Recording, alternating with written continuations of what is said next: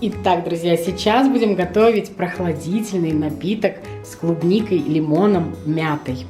Поехали! Для этого порежем достаточно мелко клубнику.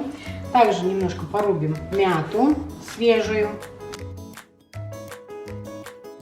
чтобы она как бы начала выпускать свой аромат. Отлично. Сейчас берем кувшинчик. У меня это такой небольшой. Выкладываем туда клубнику. Как уже все вкусно пахнет. Клубника и мята. Просто сказочно. Дальше мяту. Бросаем ломтик лимона.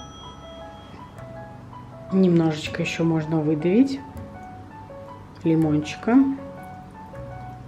Боже. И нам нужен будет спрайт. Заливаем это все холодным спрайтом. Также, если вы любите еще похолоднее, то можно взять льда и уже накладывать лед, в принципе, в стаканчик, как вам больше нравится.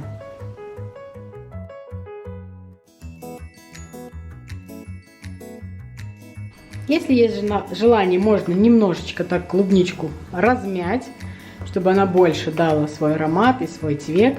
Также есть различные сиропы, например, клубничный или мятный, его можно тоже добавить. Мы будем обходиться всем натуральным. Кроме спрайта, конечно, но не страшно. Иногда можно. Поверьте, это очень вкусно, очень освежающе.